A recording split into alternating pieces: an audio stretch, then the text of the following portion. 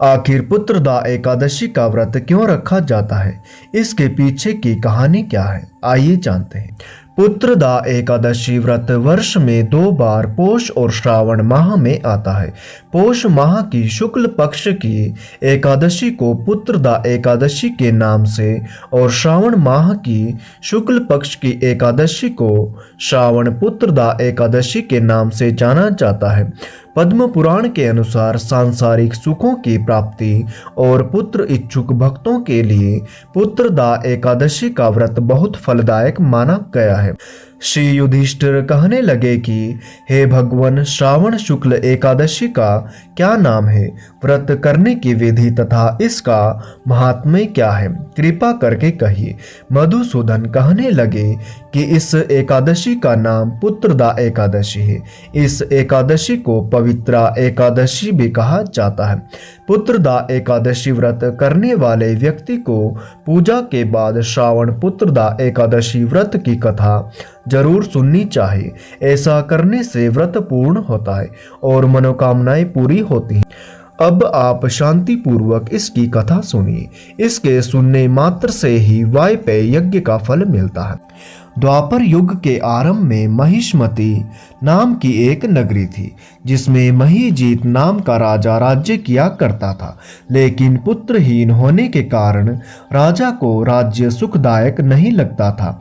उसका मानना था कि जिसके संतान न हो उसके लिए यह लोक और परलोक दोनों ही दुखदायक होते हैं। पुत्र सुख की प्राप्ति के लिए राजा ने अनेक उपाय किए, परंतु राजा को पुत्र की प्राप्ति नहीं हुई। वृद्धा अवस्था आती देखकर राजा ने प्रजा के प्रतिनिधियों को बुलाया और कहा, हे प्रजाजनों, मेरे खजाने में अन्याय से उपार्जन किया हुआ धन नहीं है, न मैंने कभी देवताओं तथा ब्राह्मणों का धन छीना है। किसी दूसरे की धरोहर भी मैंने नहीं ली। प्रजा को पुत्र के समान पालता रहा। मैं अपराधियों को पुत्र तथा बांधुओं की तरह दंड देता रहा। कभी किसी से घृणा नहीं की, सबको समान माना है। सज्जनों की सदा पूजा करता हूँ। इस प्रकार धर्मयुक्त राज्य करते हुए भी मेरे पुत्र नहीं है, सो मैं अत्यंत दुख पा रहा हूँ। इसका क्या कारण है? राजा महीजीत की इस बात को विचारने के लिए मंत्री तथा प्रजा के प्रतिनिधि वन को गए। वहां बड़े बड़े ऋषि मुनियों के दर्शन किए। राजा की उत्तम कामना की पूर्ति के लिए किसी श्रेष्ठ तपस्वी मुनि को देखते फिरते रहे। एक आश्रम में उन्होंने एक अत्यंत वयोवृद्ध धर्म के ज्ञाता, बड़े तपस्वी, परमात्मा में मन लगाए हुए, निराहार, जितेंद्रिय, जितात्मा, सनातन धर्म के गूढ़ तत्वों को जानने वाले, समस्त शास्त्रों के ज्ञाता महात्मा लोमश मुनि को देखा, जिनका कल्प के व्यतीत होने पर एक रोम गिरता था। सबने जाकर ऋषि को प्रणाम किया। उन लोगों को देखकर मुनि ने पूछा कि आप लोग किस कारण से आए हैं? निसंदेह मैं आप लोगों का हित करूंगा। मेरा जन्म केवल दूसरों के उपकार के लिए हुआ है, इसमें कोई संदेह मत करो। लोमश ऋषि के ऐसे वचन सुनकर सब लोग बोले, हे महर्षि, आप हमारी बात जानने में ब्रह्मा से भी अधिक समर्थ हैं, अतः आप हमारे इस संदेह को दूर कीजिए। महिष्मतिपुरी का धर्मात्मा राजा महीजीत प्रजा का पुत्र के समान पालन करता है, फिर भी वह पुत्रहीन होने के कारण दुखी है। उन लोगों ने आगे कहा कि हम लोग उसकी प्रजा हैं, अतः उसके दुख से हम भी दुखी हैं। आपके दर्शन से हमें पूर्ण विश्वास है कि हमारा यह संकट अवश्य दूर हो जाएगा, क्योंकि महान पुरुषों के दर्शन मात्र से अनेक कष्ट दूर हो जाते हैं। अब आप कृपा करके राजा के पुत्र होने का उपाय बतलाइए। यह वार्ता सुनकर ऋषि ने थोड़ी देर के लिए नेत्र बंद किए और राजा के पूर्व जन्म का वृतांत जानकर कहने लगे कि यह राजा पूर्व जन्म में एक निर्धन वेश्य था। निर्धन होने के कारण इसने कई बुरे कर्म किए। यह एक गांव से दूसरे गांव व्यापार करने जाया करता था। एक समय ज्येष्ठ मास के शुक्ल पक्ष की द्वादशी के दिन मध्याह्न के समय वह 2 दिन से भूखा प्यासा था। एक जलाशय पर पानी पीने गया। उसी स्थान पर एक प्यासी गौ जल पी रही थी।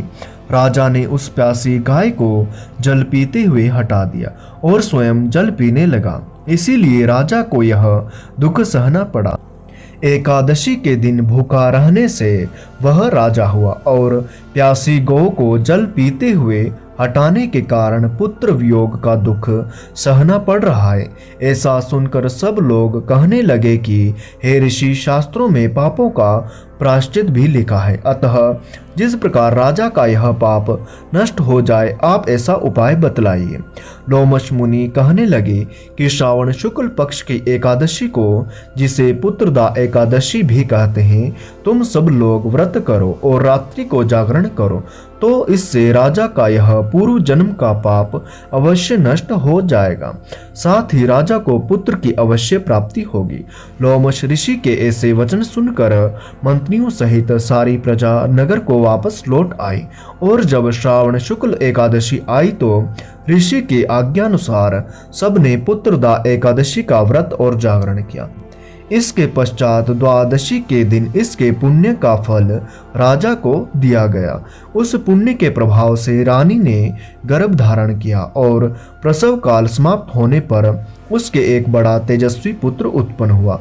इसीलिए हे राजन, इस श्रावण शुक्ल एकादशी का नाम पुत्रदा एकादशी पड़ा।